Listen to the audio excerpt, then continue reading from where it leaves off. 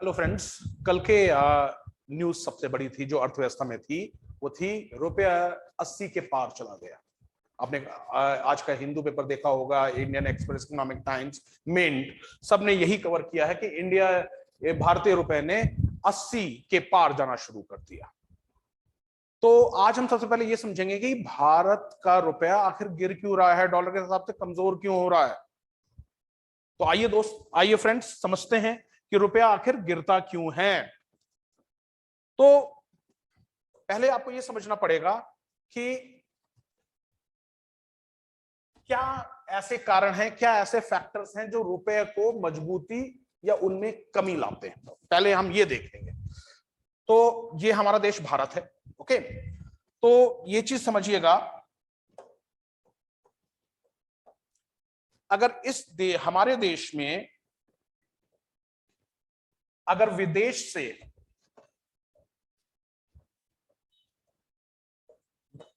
Foreign currency dollar, pound, euro आ रहे हैं, डॉलर, पौंड, यूरो देश में आ रहे हैं, तो इसका असर क्या होगा? इसका असर हमारे देश में होगा कि रुपया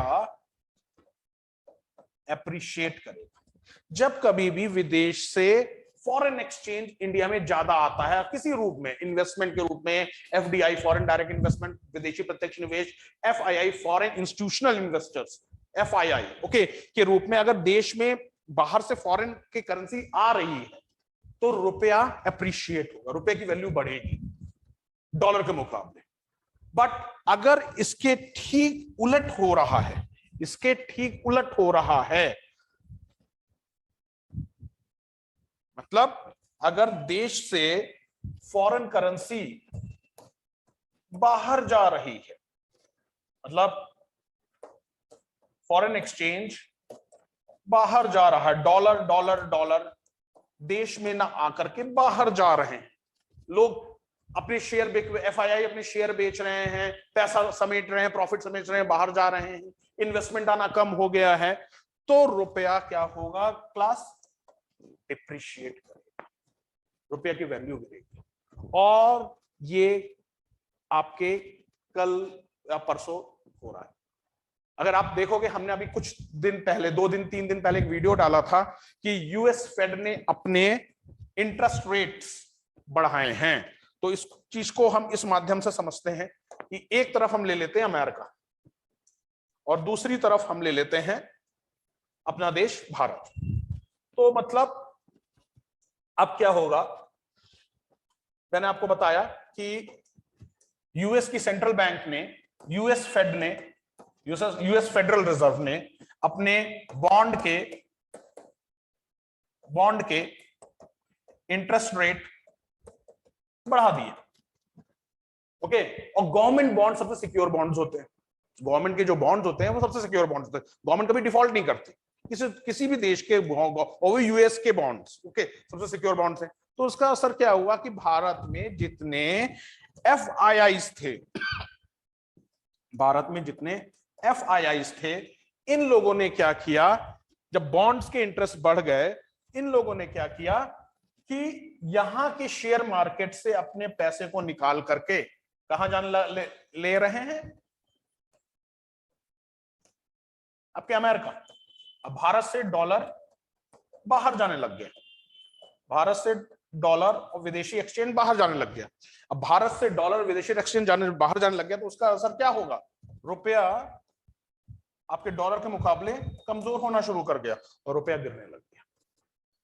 तो अब दूसरा प्रश्न आता है कि भाई अमेरिका के फेडरल रिजर्व ने इंटरेस्ट रेट क्यों बढ़ाए?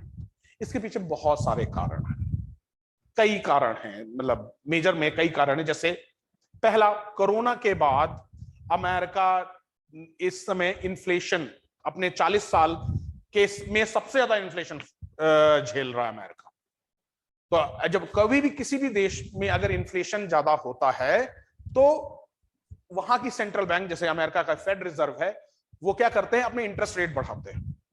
वो जो मुद्रा, जो पैसा अमेरिका की मार्केट में चल रहा है, वो चाहते हैं कि लोग कम खर्च करें, लोग आपके इन्वेस्ट ज्यादा करें। तो इस कारण से उन्होंने इंटरेस्ट रेट बढ़ाना शुरू किया है। जब इंटरेस्ट रेट बढ़ाना शुरू किया है तो यहां से पैसा इधर की ओर जा रहा। दूसरा, यूक्रेन और रशिया के युद्ध के कारण, यूक्रेन रशिया वॉर के कारण एक inflationary crisis all over world बनी, इंडिया भी झेल रहा।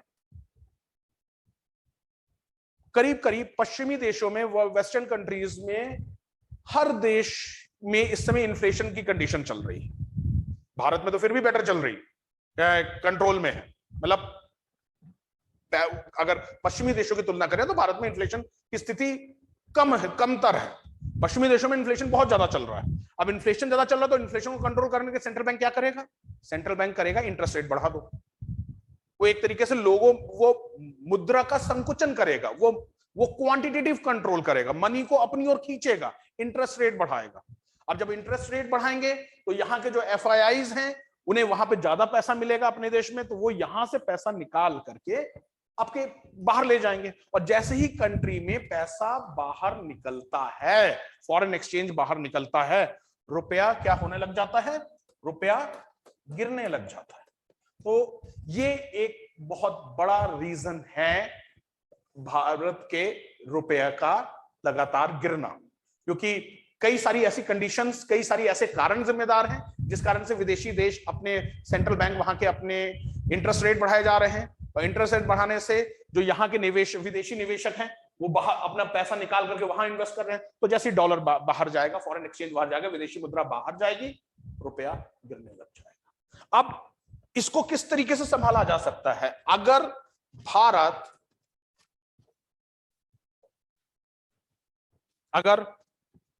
भारत एक्सपोर्ट करना शुरू कर दे, भारत अगर एक्सपोर्ट करना ज्यादा शुरू कर दे, तो एक्सपोर्ट, जब भारत एक्सपोर्ट करेगा तो बदले में क्या मिलेगा? डॉलर्स मिलेंगे, तो रुपया संभलेगा। भारत अगर FDI पे और ज्यादा ध्यान दे दे, FDI फॉरेन डायरेक्ट प्रत्यक्ष विदेशी निवेश पे FDI इंक्रीज करना शुरू कर दे, तो क्या मिलेगा? भारत डॉलर मिलेंगे। डॉलर मिलेंगे तो उसका रिजल्ट क्या होगा? रुपया एप्रिशिएट होगा। तो क्लास एक छोटा सा टॉपिक था कि क्यों रुपया गिर रहा है, क्या कारण है रुपये के गिरने के पीछे, और इसको किस तरीके से रोका जा सकता है। करंट अफेयर्स की दृष्टि से महत्वपूर्ण है। ओके, उम्मीद करता हूं आपको समझ में आया होगा। नमस्कार।